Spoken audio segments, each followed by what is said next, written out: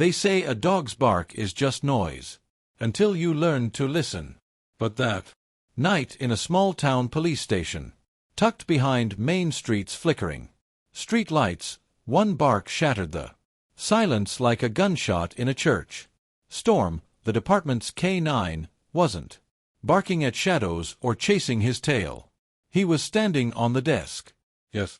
Standing with his front paws planted squarely on the keyboard, his deep, booming bark echoing off the walls like a siren in the dead of night. Officer Mike Dawson jolted upright. The report he'd been typing knocked sideways as Storm's weight shook the table. Papers scattered. Coffee sloshed dangerously close to the laptop. And for a split second, Mike froze, staring at the big German shepherd like he'd lost his mind. But Storm wasn't looking at Mike. His eyes, sharp, golden and glinting with something that felt too much like urgency, were locked on the computer screen. Storm down. What? What's gotten into you, buddy? Mike's voice cracked somewhere between a command and a plea. The station was quiet that night, only the soft buzz of the vending machine and the distant creak of the old HVAC system filling the void. But Storm's bark cut through it. All relentless, almost desperate. It wasn't the bark of a dog wanting a treat or a walk. It was the bark of a soldier on the front line, warning of something dark, something close. Mike's heart kicked up a notch, a tightness creeping into his chest. He reached for Storm's collar, but the dog shifted, paws tapping frantically across the keyboard. And then, with a single press, whether by accident or instinct, Storm hit the space bar. The laptop's screen flickered, and a file popped open. Mike squinted at the title. Voice log. Unknown. MP3. What the hell? He hesitated, mouse hovering over the play button, the hairs on his arms standing up. Storm sat back on his haunches, his breathing steady but intense, eyes never leaving the screen. Mike glanced at the time. 2:17 a.m. He should have been halfway through that report on a stolen truck. But suddenly, none of that mattered. With a deep breath, he clicked play. A voice crackled through the speakers, low, scratchy, barely above a whisper. Yeah, I got the money. Drop it at the usual spot. No more screw-ups or we're both toast. Mike's blood ran cold. That voice, it was familiar. Too familiar. His stomach clenched. Was that before he could finish the thought, Storm let out another sharp bark and turned his head sharply toward the door leading to the back offices. His ears perked up, muscles tense like a coiled spring. Mike's gut told him to follow Storm's lead, but logic screamed at him. This was crazy. A barking dog, a random file. He was probably just tired. Stress could mess with your head, right? But then, again, Storm wasn't just any dog. Storm had been his partner for 4 years.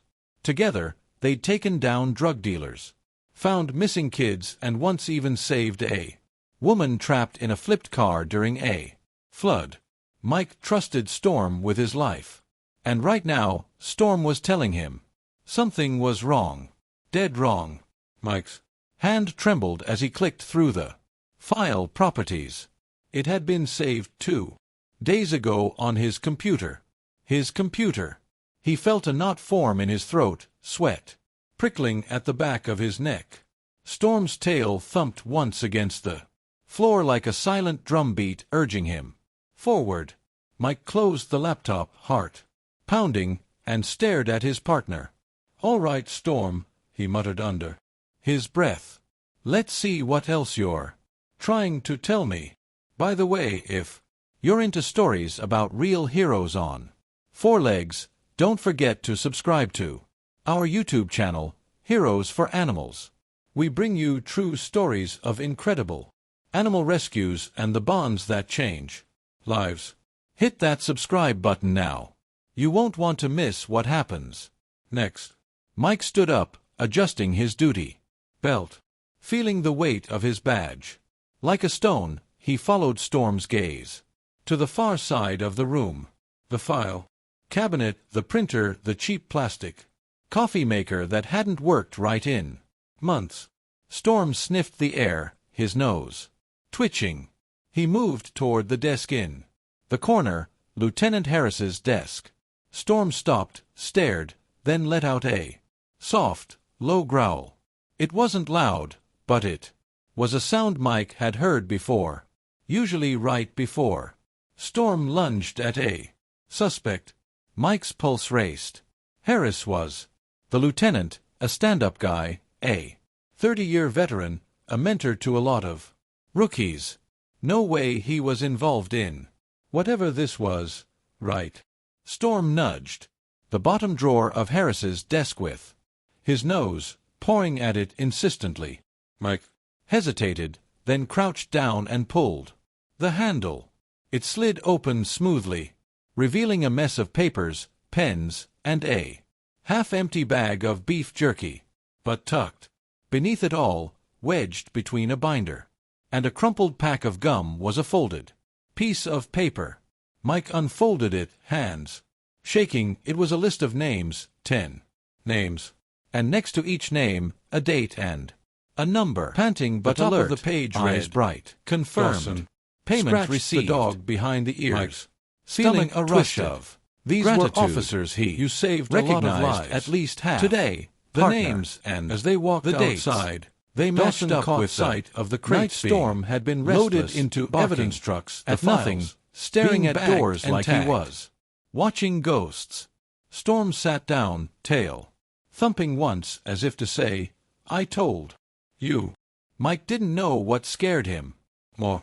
The possibility that Harris, his lieutenant, was dirty, or the realization that Storm had known all along. He looked down at the dog, who stared back with eyes that seemed almost human. Mike swallowed hard, a lump forming in his throat. "What the hell are we into, buddy?" Storm didn't answer, of course. He just sat there waiting, watching. And Mike had the sickening feeling that this was only the beginning. The weight of the discovery pressed down on Mike's chest like a cinder block. He sat there, paper in hand, the names burning into his eyes. Each name was a cop, his colleagues, his friends.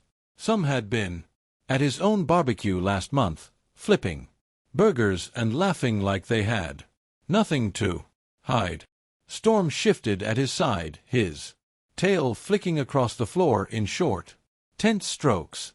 His ears were still perked, eyes darting between the desk and the hallway like he expected someone to burst in at any moment.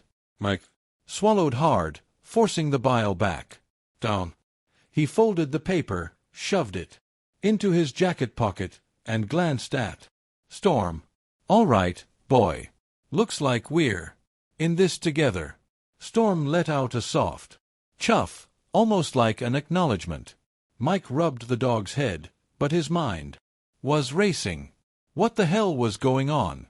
Was Harris, their lieutenant, running some kind of payoff scheme? And those voices in the recording, was that him talking about the drop-off? Mike wasn't sure what scared him more, the possibility that Harris was dirty, or the fact that Storm had been onto it before any of them. He stood up, scanning the quiet station. The place felt different now. Not just an office, but a trap. The hum of the vending machine, the distant rattle of the air vents, even the glow of the computer screens, all of it felt sinister, like eyes watching from the walls. He needed answers, but he also needed a plan. Storm nudged his leg, breaking his spiral of thought. Mike glanced down, and Storm's gaze locked onto the back hallway, the one that led to the evidence room in Harris's office. Mike felt a chill run down his spine. The evidence room. If Harris was up to Something shady. Maybe that's where the real dirt was buried. And Storm seemed to know it. All right, let's check it. Oh. Quietly, Mike whispered as if the walls had ears. They moved down the dim hallway, Storm leading with his nose low to the ground, every muscle in his body tense and alert. The station smelled of stale coffee, floor cleaner, and something else. Something faint, metallic, sharp, the scent of trouble. As they reached the evidence room, Mike's hand hovered over the door knob. He paused, listening. Silence, except for Storm's steady breathing and the faint hum of the building's old heating system. He tried the knob. Locked. Of course. Mike glanced down at Storm, who sat back, tail thumping once. The dog's nose twitched, his gaze fixed on the door like he could see straight through it. Mike sighed. Guess we're doing this the old-fashioned way. He fished his keys from his belt, slipping the evidence room key into the lock. The tumblers clicked, a sound that seemed too loud in the stillness. He cracked the door open and peeked inside. The room was dark, lit only by the faint green glow of a computer monitor in sleep mode. Rows of shelves stretched out in neat, lifeless lines filled with boxes, bags, and plastic bins tagged with case numbers. Storm moved in first, his paws silent against the floor. Mike followed, his flashlight sweeping across the shelves. He wasn't sure what he was looking for, but Storm had a way of finding what mattered. Sure enough, Storm's nose twitched as he walked past the shelves once, twice, then stopped, dead in his tracks. He sniffed at a low shelf, tail stiff, then barked once, sharp and short. Mike flinched. "S.H. Easy, boy," Mike whispered, heart pounding. He squatted down, brushing past a few boxes. His flashlight caught on a brown evidence bag tucked in the back. He pulled it out, squinting at the label. Case 4567. Narcotic seizure. March 12th. That was months ago. Mike opened the bag and frowned. Inside, instead of the usual cataloged drugs or paraphernalia, there was an unmarked burner phone. It felt wrong, too clean, too deliberate. He powered it on. A string of text messages popped up. Mike scrolled, his throat tightening with every word. They were coded, sure, but the context was clear. Meetups, times, drop, locations, and names. One of them matched the list in his pocket. Storm let out a low growl, his hackles rising. Mike looked up just in time to hear a faint creak from the hallway. Someone was coming. Mike snapped the phone off, stuffed it in his jacket, and clicked off his flashlight. Storm melted into the shadows, silent as smoke, his body coiled and ready. Mike's own breath was shallow, pulse hammering in his ears. The footsteps were slow, measured. Mike's gut twisted. Whoever it was, they weren't just passing by. They were looking for something or someone. A voice low and muttering drifted in. "Thought I heard something." It was Harris, panting but alert. Mike's heart, eyes bright, plummeted. Dawson, the man's silhouette, the dog behind the ears. The doorway, feeling a flashlight beam cutting. Gratitude through the dark, like a lot of lives. Mike today could see the glint of his badge as they walked outside. Casual grip on his hip, where his sidearm of the crates being rested. Loaded Harris into evidence trucks, the files, stepping in, being bagged cautiously and tagged. Storm tensed, his ears flat against his skull. Mike could feel the dog's energy like a live wire thrumming through the air. Harris's light passed inches from them. Mike held his breath, barely daring to move. "Must be the damn vents again," Harris muttered, turning away. Mike exhaled slowly, relief washing over him, but only for a moment. Because as Harris's flashlight moved, it glinted, off the corner of the evidence bag Mike had just disturbed. Harris paused. Mike's stomach dropped. Storm shifted beside him, poised like a spring. This wasn't over. Not even close. Mike barely dared to breathe. The faint shuffle of Harris's boots on the linoleum echoed like a drum. In the dead-still evidence room, the lieutenant's flashlight hovered over the shelves, pausing dangerously close to the bag Mike had just rifled through. Storm, still as a statue, sat pressed against Mike's leg, his ears flat, his muscles wound tight as a coiled spring. Mike's mind raced. He could feel the cold sweat trickling down his back, the hammering of his pulse in his ears. He knew this feeling. It was the same sharp-edged awareness he'd had kicking indoors with Storm by his side, chasing down drug dealers or missing kids. Except this time, it wasn't a criminal. On the other side of the door, it was his own boss. And if Harris caught him here, God, he didn't even know what would happen. Harris grunted softly, muttering to himself, and took a step back, the beam of his flashlight swinging wide. The man's silhouette disappeared through the crack of the doorway, and Mike heard the faint sound of retreating footsteps fading down the hall. He waited 5 seconds. 10. He exhaled, shaky and shallow, then looked at Storm, whose gaze stayed fixed on the door like he was waiting for a sign. "Good boy," Mike whispered, barely audible. "You're a damn hero." Storm's tail thumped once softly, as if to say, "Yeah, I know." Mike's hands trembled as he pocketed the burner phone. He didn't know how deep this rabbit hole went, but the sick feeling in his gut told him it was a hell of a lot bigger than a few dirty payoffs. He had to get out. Mike eased the door shut behind him, locking it back into place, and moved quickly down the hallway, Storm gliding at his side like a shadow.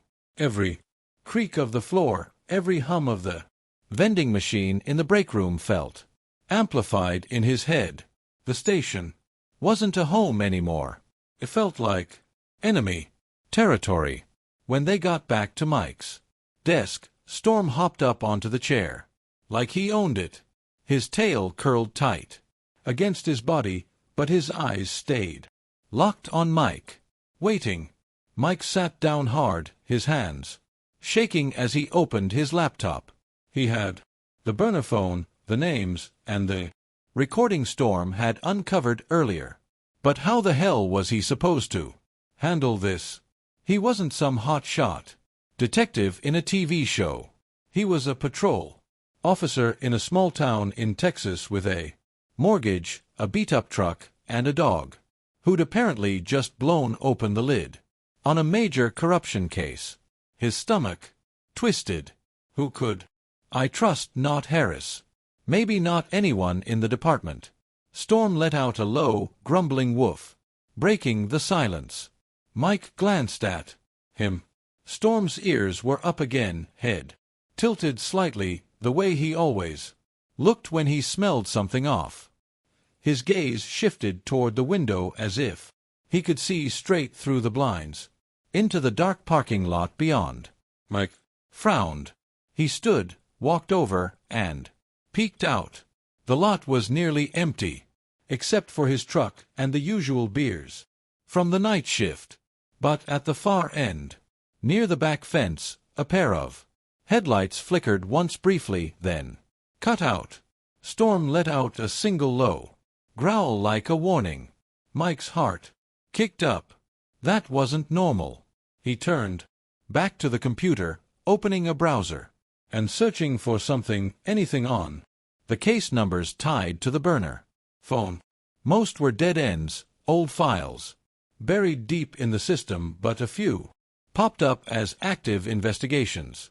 Drug cases, weapon seizures, things that could be worth a lot of money to the wrong people. Storm hopped down and padded over to the door, sniffing at the crack along the bottom. His tail stiffened, and Mike knew that look. Someone was coming. His gut twisted. He grabbed the burner phone, the paper with the names, and shoved them deep into his jacket. He glanced at Storm. "All right, partner," he muttered, voice tight. "Let's roll." They moved quickly, slipping out the back door into the cool night air. The parking lot stretched wide under the dim glow of the street lights, a patchwork of cracked asphalt and oil stains. Storm stayed glued to Mike's side, his head low, his ears twitching like radar dishes. Mike's truck was parked a few spaces down, keys in his pocket. He had just reached for them when a low voice called out behind him. "Going somewhere, Dawson?" Mike froze. The voice was smooth, calm, but the kind of calm that made your skin crawl. Slowly, he turned and there stood Harris, arms crossed, his badge glinting in the faint light. Behind him, two other officers loomed, Sanders and Ortiz.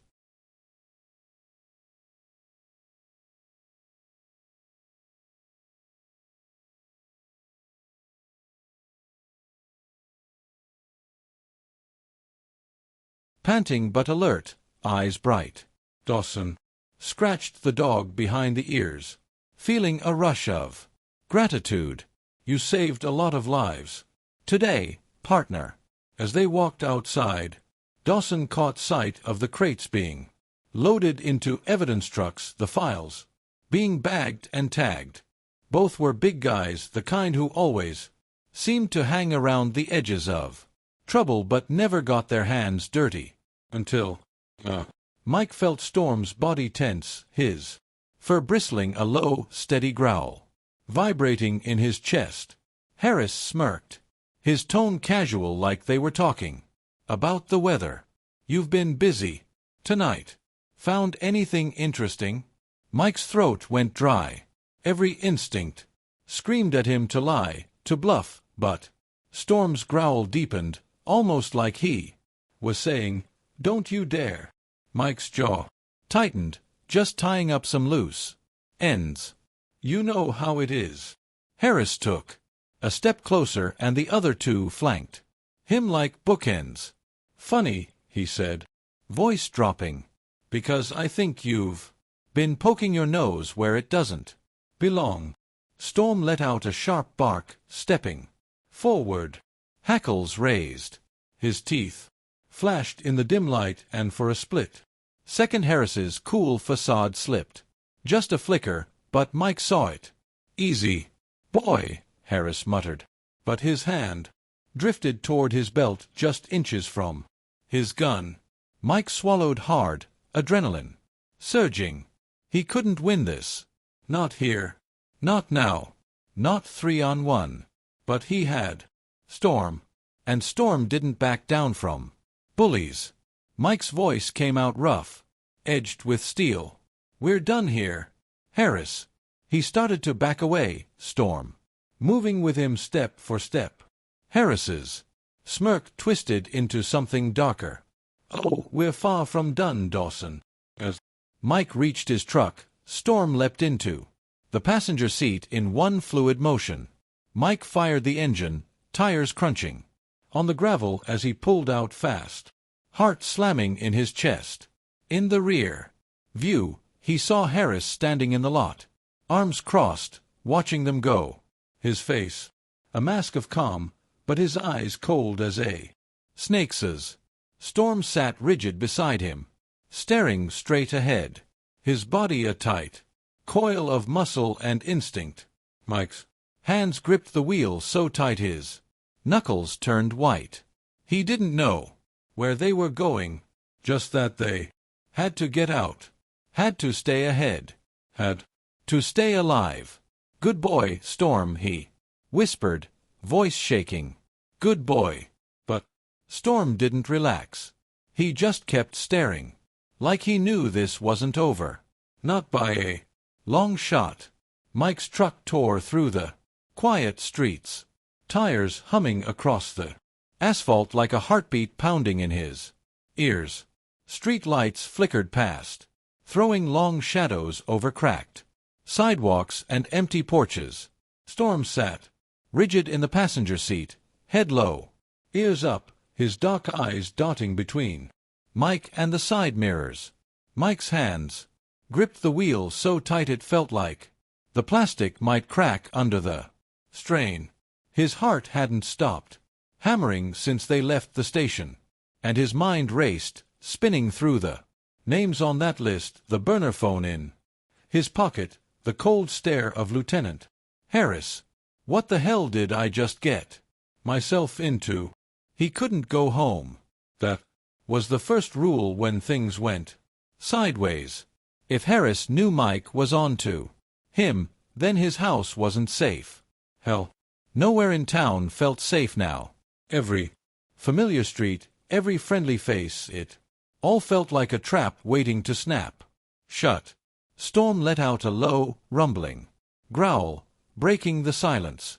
Mike glanced over at him, his partner's fur bristling in the dim glow of the dashboard. The dog's body was coiled, muscles tight like a spring, eyes sharp and alert. Mike knew that look. Storm wasn't just reacting to the adrenaline. He sensed something. Maybe it was Harris, or maybe it was the weight of what they were up against. But whatever it was, Storm was ready. Mike took a breath and made a decision. If they couldn't go home, they needed a place to regroup. A place Harris wouldn't think to look. He turned the truck sharply, tires squealing, and headed out of town, toward the edge of the county. A half-hour later, they pulled into the gravel driveway of an old hunting cabin. It belonged to an old friend of his dad's long since passed, but the key still hung from a nail under the porch. It was the kind of place nobody thought about unless they had a reason to. Just the kind of forgotten corner Mike needed. He killed the headlights and sat there in the dark for a moment, letting the engine tick as it cooled. The woods pressed in around them, heavy and still, the moonlight barely filtering through the trees.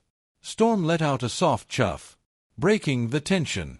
Mike glanced over, the dog's eyes catching the moonlight, glinting like twin coals. "All right, partner," Mike whispered.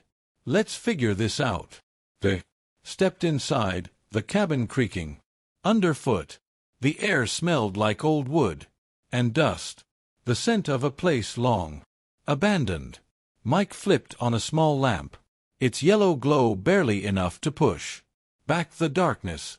Storm sniffed the floor, then the corners, then settled by the door, ears twitching. Ever the sentinel. Mike sat at the small table, spreading out the burner phone, the list of names, and the folded paper from Harris's desk. His mind spun in circles, but alert, connecting eyes dots. Bright. He wasn't sure if it 10 scratched names the officers behind cases ears, tied to drug feeling busts, a rush of and weapon seizures, gratitude, payoffs, drop-offs. You saved a lot of lives. Harris at the center today, of it, all cool partner, as they walked outside, acting like nothing Dawson was wrong. Caught sight of and the him, Dawson, just a beat loaded cop who into evidence stumbled trucks, into the wrong file at being bagged. Wrong time. Storm shifted, letting out a soft warning growl. Mike tensed, listening. The woods were quiet. The kind of quiet that makes you hold your breath. He turned back to the table, but his gut twisted. This wasn't going away. They were in it now, and the walls were closing in. Storm stood up suddenly, ears pinned forward, body stiff. He was staring at the window, the one overlooking the gravel drive. Mike's stomach dropped. Headlights, a pair of them, bouncing down the dirt road, cutting through the trees like search lights. "Damn it," Mike muttered, heart racing. His hand shot to the burner phone, shoving it into his pocket. He grabbed the list of names, crumpling it tight, and reached for Storm's leash. But Storm was already moving low to the ground, his paws silent against the wooden floor. Mike followed, killing the lamp Darkness swallowed the cabin, but the headlights kept getting closer. Brighter, their beams sweeping across the porch like a hunter's spotlight. They weren't here by accident. Mike crouched by the window, peeking through the crack in the curtains. A black SUV rolled to a stop outside, engine idling. The windows were tinted, but Mike's gut twisted in recognition. It was the same SUV Harris had used when he ran off.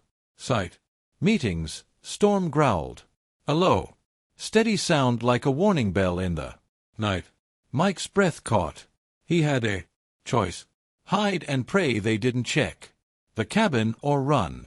Storm glanced at him, and in that split second Mike knew there was no hiding. They had to go. He opened the back door, moving quick and quiet, Storm slipping out ahead of him. Into the night. They crept along the side of the cabin, hearts thewing in sync. The wood stretched out beyond the clearing, dark and tangled, but full of shadows they could melt into. Behind them, the SUV doors opened. Heavy boots hit the ground and voices drifted through the night air. Low, sharp, familiar. Check inside. Fast. Mike's breath froze in his lungs.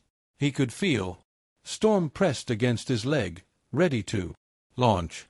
They slipped into the tree-in, just as a flashlight beam swept across the porch. Clear, one voice muttered. Another voice deeper replied. They were here. Find them.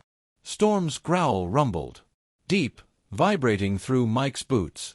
The dog's muscles quivered, ready to strike. But Mike placed a hand on his shoulder, steadying him. Not yet, boy. We're not done. They moved deeper into the woods, the sounds of boots and flashlight beams fading behind them. The night swallowed them up, the trees there. Only cover. Mike's breath was ragged, his mind spinning. Storm stayed close, his presence a steady grounding force. For the first time in his career, Mike realized he wasn't the one leading this case. Storm was. Storm had been the first to notice something was off. The first to bark, to growl, to guide him toward the files, the burner phone, the truth.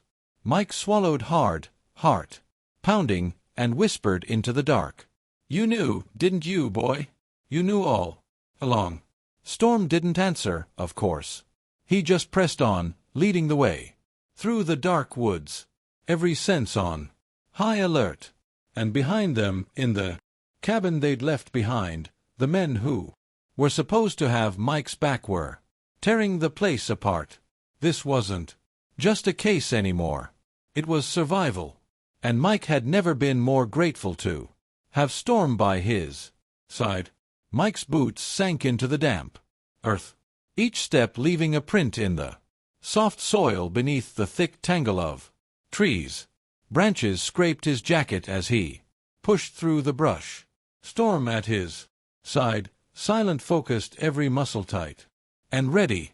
The cold night air bit at his face, but it was the knot in his gut that kept his breath short and his mind sharp.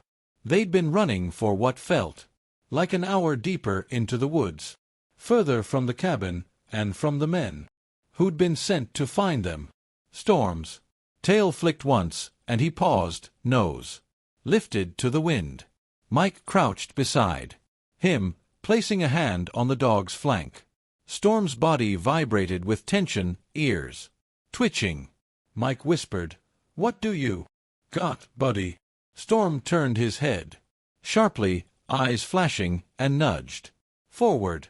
Mike followed, heart hammering.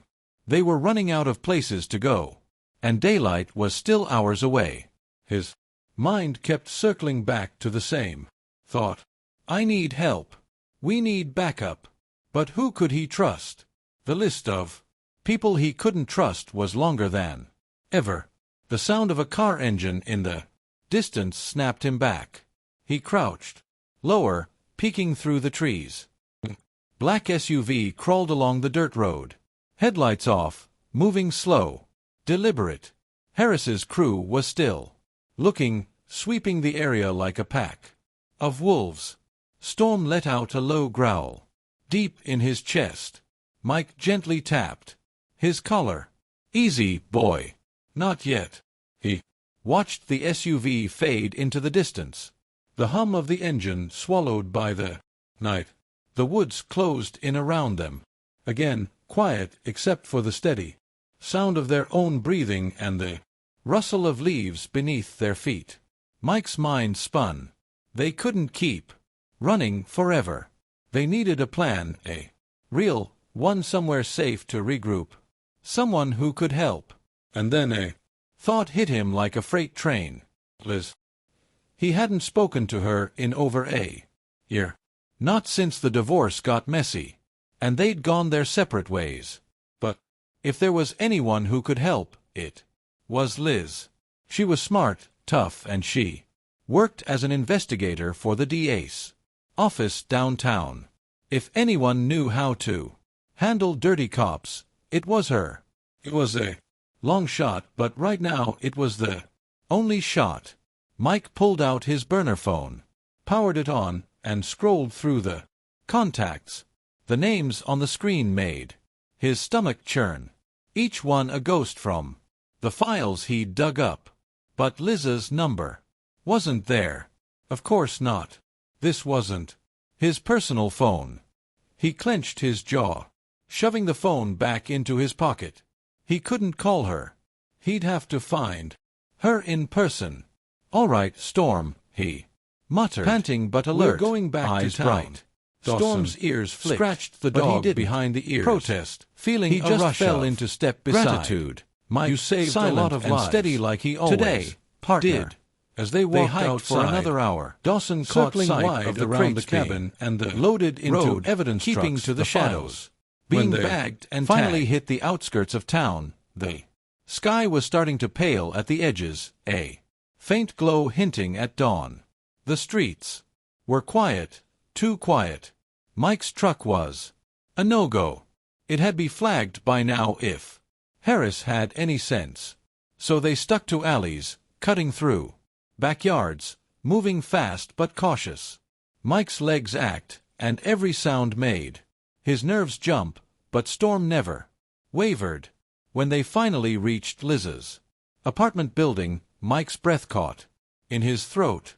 It was a modest brick complex a few blocks from the courthouse, the kind of place you don't look twice at unless you know someone who lives there. He hesitated outside the door, his pulse pounding. What was he going to say? "Hey Liz, long time no see. By the way, there's a conspiracy in the department, and I'm probably a wanted man now. Can I crash on your couch?" Storm sat beside him, tail tapping once against the sidewalk like a nudge to get moving. Mike drew in a shaky breath and knocked. Nothing. He knocked again, louder. Light flicked on in the window. Curtain shifted. The door cracked open. And there she was, Liz. Hair-told eyes. Sharp, wearing an old t-shirt and sweatpants. The second she saw him, her expression snapped from groggy to wide-eyed alarm. "Mike, what the hell?" "Liz, please," he said, voice low and tight. "I don't have time to explain. Just need a place to lay low for a minute." Her eyes darted to Storm, who sat panting quietly, then back to Mike. Her face tightened, but she stepped aside. "Get in." Mike slipped inside, Storm close at his heels. The door clicked shut behind them, and for the first time all night, Mike felt like he could breathe. Barely. Liz crossed her arms. "You look like hell." "Feels like it, too." "What's going on, Mike?" He opened his mouth, then closed it. Where the hell did he even start? Storm let out a quiet huff and lay down by the door, eyes still locked on Mike, waiting. Mike ran a hand through his hair, then took a deep breath. "It's Harris and others. There's a list. Dirty money, fake cases, payoffs." Storm Found it all. I didn't mean to drag you into this, but I didn't have anywhere else to go. Liz's face pallid, her lips tightening into a thin line. For a long beat, she didn't say a word.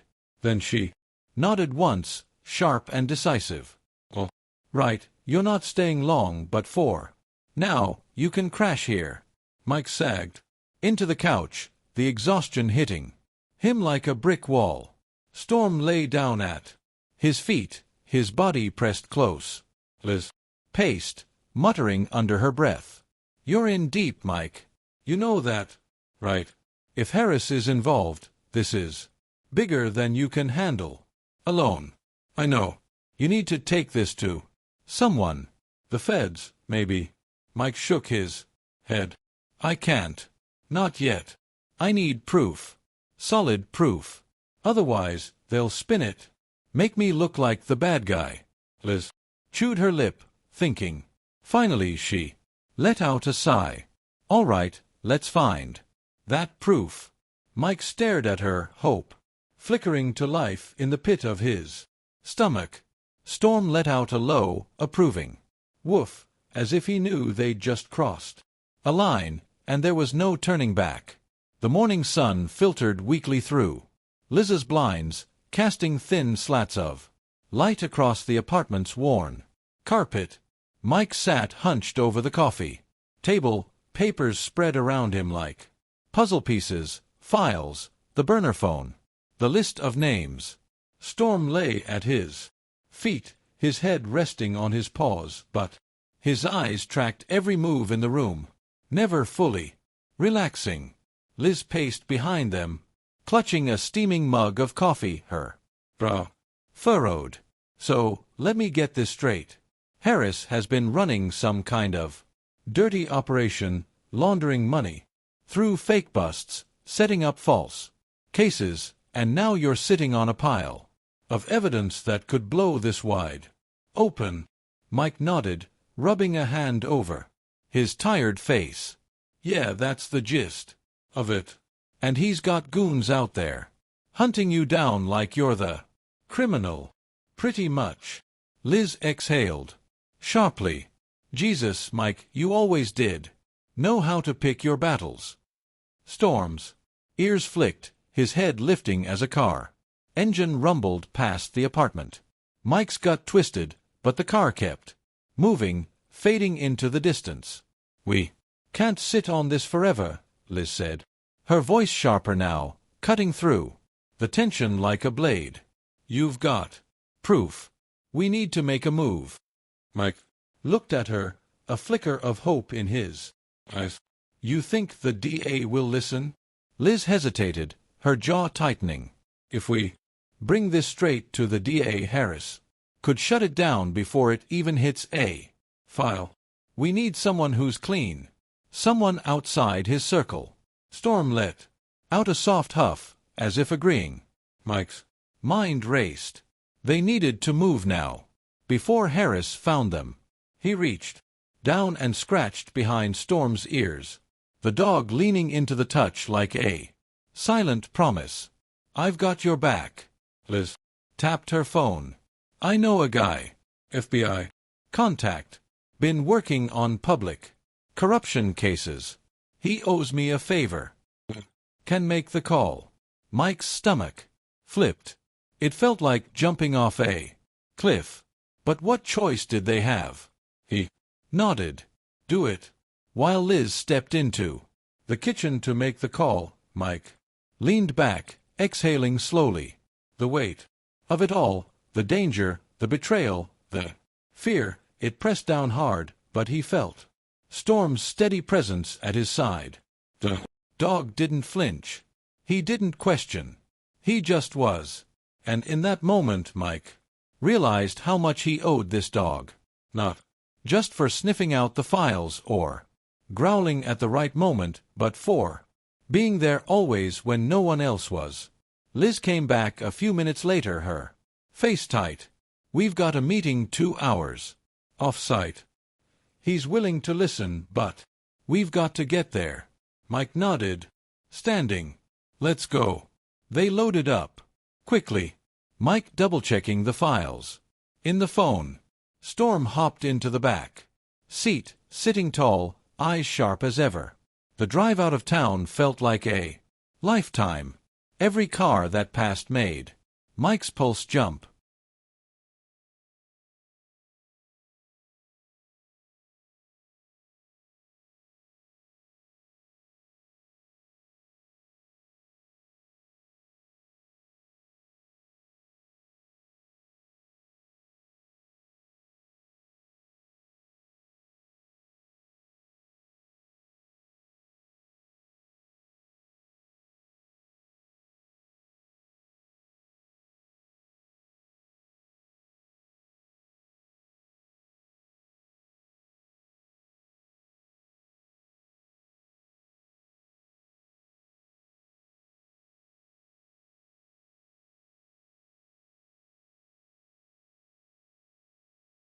Panting but alert, eyes bright. Dawson scratched the dog behind the ears, feeling a rush of gratitude. You saved a lot of lives today, partner. As they walked outside, Dawson caught sight of the crates being loaded into evidence trucks, the files being bagged and tagged. Every glance in the rearview mirror felt like a countdown ticking closer to disaster. They met Liz's contact, a tall, clean-cut agent named Daniel Rhee in a quiet diner off a rural highway. The kind of place with a flickering neon sign and coffee that tasted like burnt rubber. Rhee slid into the booth, his eyes sharp and wary. Liz did the talking. Mike let her lay it all out. Harris, the files, the burner phone, the names. Reese's expression stayed locked in neutral, but his eyes darted to the files, the phone, then to Storm, who sat at Mike's feet like a furry shadow of justice. After what felt like an eternity, Reese leaned back and nodded. Once. Okay, you've got something here. But if we do this, we do it by the book. Chain of custody, affidavit, warrants. The whole 9 yards. Otherwise, this falls apart in court, and Harris walks. Mike's jaw clenched. Whatever it takes. Reese's gaze flicked to Storm, then back to Mike. That dog of yours, he's part of this story, too, isn't he? Mike smiled faintly, a flash of pride cutting through the tension. Storm's the reason I'm sitting here. He found the files. He kept us alive. Reese's lips twitched. Almost a smile. Then he's coming with us. When we bring this down. Storm's tail thumped once against the floor as if he understood. The next hours blurred into a whirlwind. Legal paperwork, statements, evidence, cataloging. Reese's team moved fast, but the air stayed tight with tension. Everyone knew the clock was ticking. Then the call came in. A squad was en route to the station. Harris was still there. Mike's chest tightened. Need to be there, he said. Rhee started to argue, but Mike cut him off, voice firm. Harris knows my face. He needs to see me walk through that door with Storm and know it's over. Reese held his gaze for a long beat, then nodded. All right. Let's finish this. They rolled up to the station in a convoy, marked cars, unmarked cars, badges flashing. Storm leapt from the car, his body a coiled spring, his eyes locked on the front doors. Mike's boots hit the pavement hard. He walked up those steps, Storm at his side, heart pounding like a drum line in his chest. The doors swung open.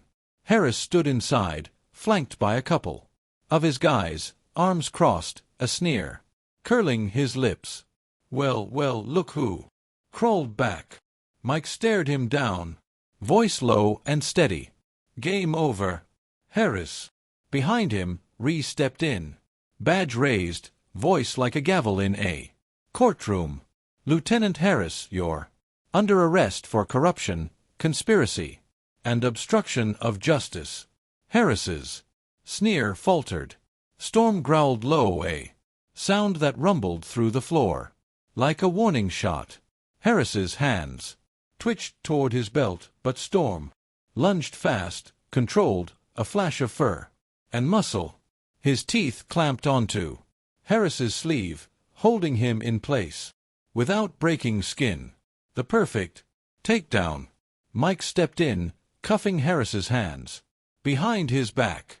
The station erupted into shouts, but Storm stayed locked on, his gaze sharp, his body tense until Mike gave the release command. It was over. Later, as they sat in the back of the cruiser, Storm's head resting on Mike's lap, Mike scratched behind his ears and whispered, "We did it, buddy." Storm's tail wagged once, slow and steady. They had made it through the storm together.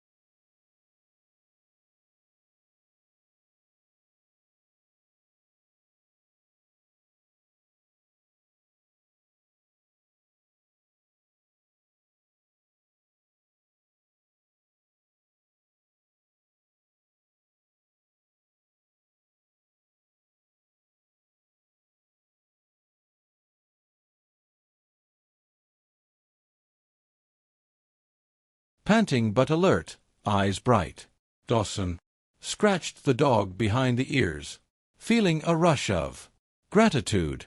"You saved a lot of lives today, partner." As they walked outside, Dawson caught sight of the crates being loaded into evidence trucks, the files being bagged and tagged.